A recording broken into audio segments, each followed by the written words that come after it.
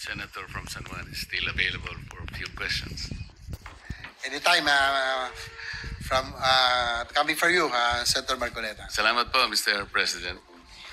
Wala naman pong debate na kailangan talagang hanggat maaari ay sapat ang pondo ng PhilHealth para mapaglingkuran ang ating mga kababayan, lalong-lalo na po yung nasa panig ng kahirapan. Ngunit dahil po sa experience natin sa PhilHealth, sa kanilang pamamaraan kung paano itaguyod ang kanilang mandato, ay hindi naman sila makapagbibigay sa atin talaga ng magandang record. Unang-una na po ay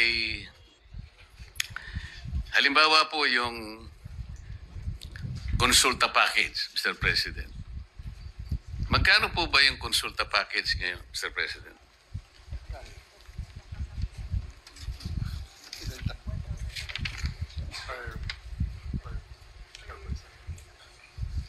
Mr. President, itong konsulta package, yung maganda tinanong nyo, pinalitan na po nila yung pangalan, naging Yakap Caravan na. It's about 1,700 ang budget po per person, Mr. President.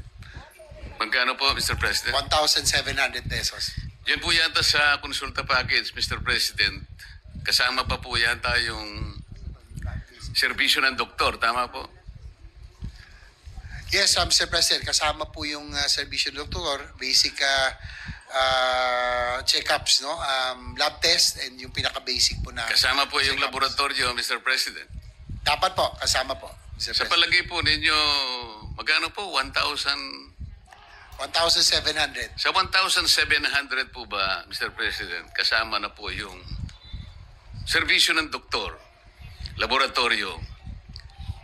Magkano kaya ang matitira po para kahit sa simpleng, halimbawa, simpleng sakit na lang. Na-estimate po ba ninyo, Mr. President, na talaga namang hindi na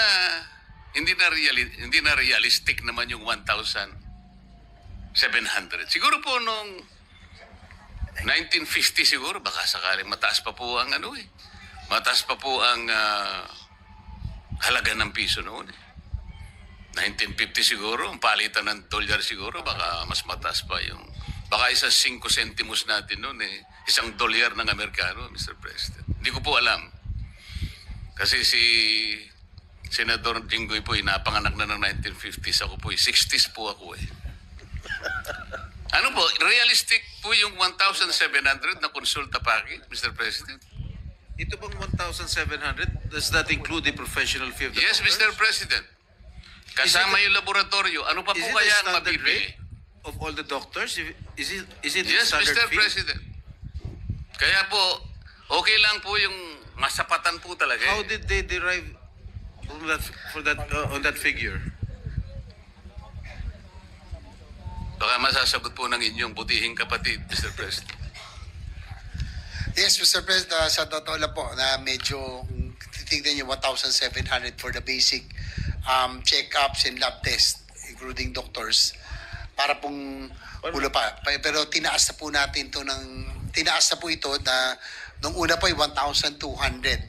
So ngayon po ay 1,700.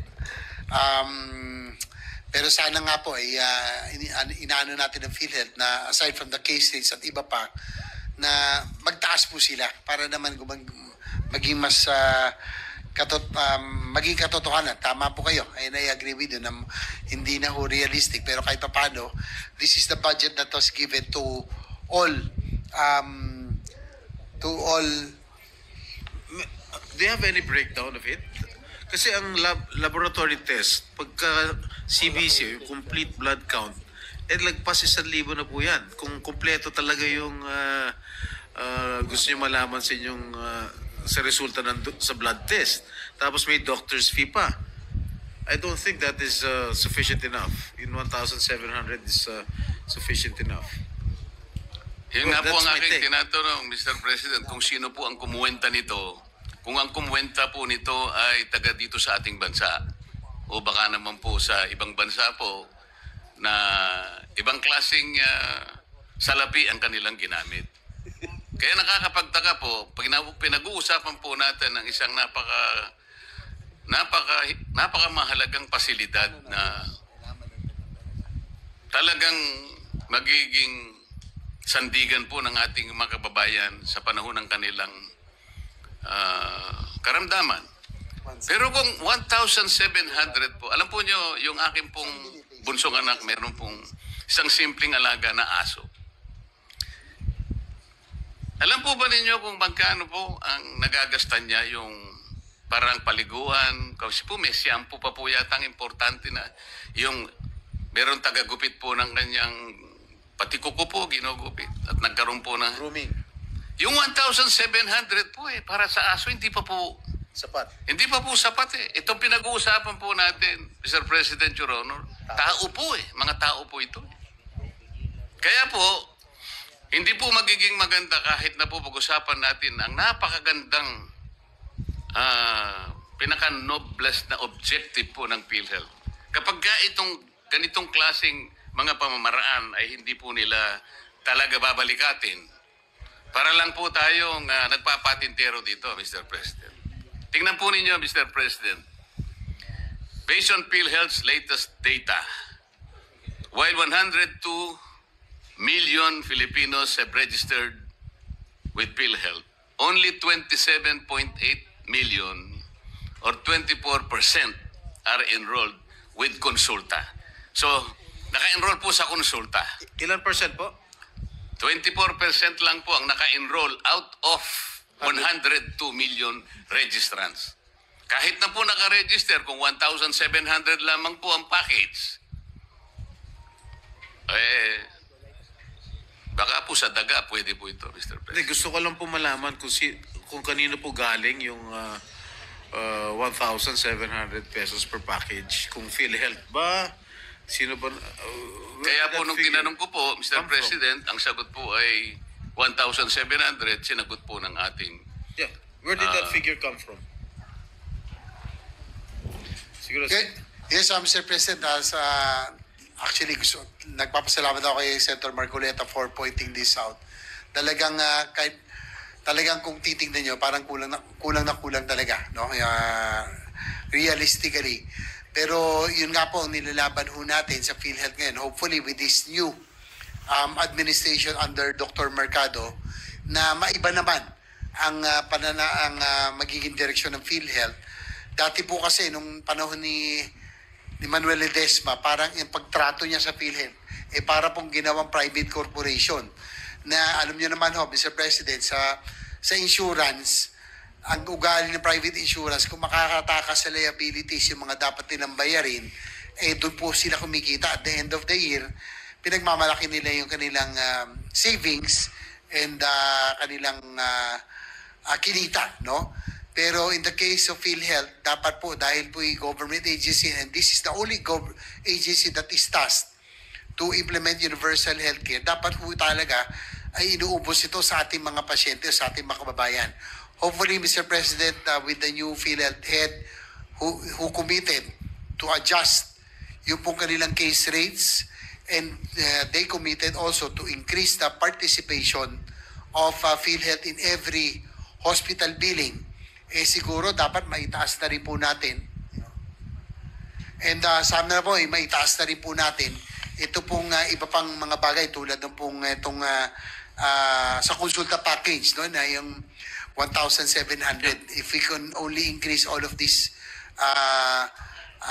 hopefully ano na nila, maiayos na po nila. Sabay nung nga cases ay mas malaking bagay po, Mr. President. Kailan po umupo yung bagong head, Mr. President, ng PhilHealth na sinasabi po ninyo? Kung hindi ako nagkakamali, Mr. President, parang 3 buwan pa lamang po siyang nakakaupo, no? Or bandang June, no? Hindi po, palagay ko, 1 taon na po siya nakakaupo mula nang palitan niya si Ledesma. For the record po. Siguro siguro March or April ho, Mr. President. Kasi nung kamakailan nandito pa si Ginong Ledesma nung huling budget hearing na naging mainit pa nga yung ating deliberation on the floor, no? nung nandito siya sa akin pagkakalam. Sa bandang Marso yata or February or March nung nakaupo si Dr. Mercado, Mr. Yeah, President. again, with the permission of Senator Marcoleta, where did those figures come from, itong 1,700? Did it come from PhilHealth? Ito sa konsulta package. Yes, Your Honor, Mr. President. That It came from PhilHealth. PhilHealth. Alright. So ang kapit, mahigit na po siyang kalahating taon na siya ang head po ng PhilHealth, Mr. President. Tama po, Mr. President. Halos kalahating taon na pala. Kasi po, sa tala po, ito po babasahin ko. First patient encounter, health advocates estimate that only 1% of the total population actually availed of consulta benefits. 1% pa lamang po, Mr. President, ang nakabenepisyo na po sa, ewan ko po kung paano na benefit sa 1,700. Pero 1% lang po, Mr. President. Kung 1%, ilan po yung pasyente na yun? O isa 115 million po tayo. 100,000 lang po siguro ang na-benefit. O baka hindi, mahina po tayo Out sa of the kwenta. 100 million, you mentioned earlier, 24% lang yung nag-avail ng konsulta package. 100,000 lang. Ganun po. Ganun po ang kaawa-awang kalagayan ng PhilHealth. Tayo pong lahat gustong sumuporta eh. Kung kinakailangan pong lahat na po ng kayamanan ng Pilipinas, ibigay na po natin sa PhilHealth. Ngunit kailangan po namang ito ay talagang ayusin. Para sa ganun, yung perang ibibigay, ipagtitiwala sa kanila, mapakinabangan po ng nangangailangan. Yun lang naman po yung pakiusap. Halimbawa, isa pa po, Mr. President, katakot-takot na corruption po sa PhilHealth. Tingnan na lamang po ninyo kung bakit nawawaldas. Ginawa pong milking cow ang PhilHealth nung kami po ay inimbestiga namin niya. Lahat po, hindi ko naman po nilalahat ang mga healthcare institutions. Ngunit sa dami po ng bilang na talagang dinisiplinahan ng PhilHealth, halos lahat po. Kunwari po, na-admit ang isang pasyente. 2 days lang pong nag-admit. Gagawin pong 7 days o kaya 10 days. Para sa ganun po ay singilin sa PhilHealth at paghahati-hatian po yung kanilang nakulimbat. Minsan naman po ang sakit ay hindi naman malala, sipon. Gagawin pong pulmonya. Isip-isipin po ninyo yung gagawin nila. Ito pa po yung panghuli, para naman po natapos na po ako. Magkano po ba yung ano yung tawag doon? Thermodialysis, Mr. President Juro. Magkano po ba yung nagagastos natin sa isang sesyon ng Magkano per 3,000? hemodialysis? Magkano? 3,000. Mga 3,000. 6,300 na.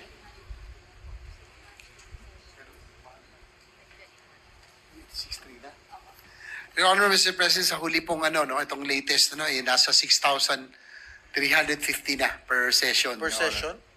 Ang Honor. Dati po nasa binabasa, 3,000 lang eh. Pero Per ngayon, session or per cycle? per session. Per session, Your Honor, Mr. President. So 1 day? 6,000? 6,350. So how can the... kaya ko must po afford tinatanong, Mr. President, may palagay po ako ng pinagbasihan po ninyo ng inyong sagot, Mr. President, Your Honor, ay itong nakuha ko pong post dito sa social media. Ito babasahin ko lang po sapagkat nakuha ko lang po. Marcos Legacy. Dialysis, sagot na ni PBBM sa pamamagitan ng PhilHealth. Lahat tayo ay miyembro at kabahagi nito. Ngayon po, sabi niya, second post, BBM Youth Movement, libre na ang dialysis. Sa halagang 6,350 bawat hemodialysis session, sagot ng PhilHealth hanggang 156 sessions sa buong taon. Ang tanong ko po, sino na naman po ang kumuwenta noong 6,350? Kasi po kanina, yung konsulta, nagtataka na rin po ang ating presiding officer kung sino ang kumuwenta ng 1,700. Saan po kinuha yung 6,350? Your Honor, Mr. President, dapat po sana under the UAC law, meron po tayo tinatawag na HTAC, no, yung Health Technology Assessment Council, na ito po ay mga panel of experts, no, mga spesyalista, na sila po dapat nagde-determine kung ano po yung mga anything technical, sila po dapat ang tinatanong. So siguro yan ang dapat natin malaman din kung sakaling magkaroon ng budget hearings o anumang hearings na nandito pong PhilHealth, kung paano po nila nakuha yung pong amount na 6,350 per session. Dahil ang pagkakaalam ko kamakailan, dati ay nasa 4,000 pesos lamang per session. So nagulat din ako na medyo tumaas na ng 6,350 from about 4,000 pesos. Your Honor. Mr. President, kasi po, dun sa 6,000 pesos, is that a government-owned hospital or private? 6,000. Any pa, Mr. President, it's a government hospital or any private hospital as long as it's PhilHealth accredited, Your Honor. Kasi I just called up my brother who is undergoing dialysis. Tinanong ko lang kung magkano yung per session. Ang sinabi niya 10,000. Well, it's in a private hospital. ako naman po, Mr. President, nagtanong-tanong po ako, ang nakukuha ko 500 to 600 pesos.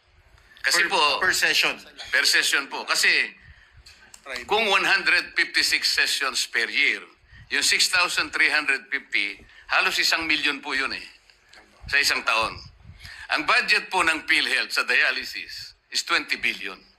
Sa mga katwid, kung ito po ang batayan na halaga, 6,350, 20,000 patients lang po ang kakasa sa 20 billion. Magkano po ba ang isang dialysis machine, Mr. President? Between 600 to 700 600 to 800 pesos. Kinuwenta ko na lamang po sa 500. Yun po yung nakukuha ko pong feedback sa mga nagpapadialysis. Hindi po dapat 20,000 ang magiginabang. Tinaas na naman po nila. At the very least, Mr. President, 240,000 ang dapat makinabang. Ito na naman po, pag hindi nyo binantayan, this is again a possible source of corruption. Maraming salamat po, Mr. President.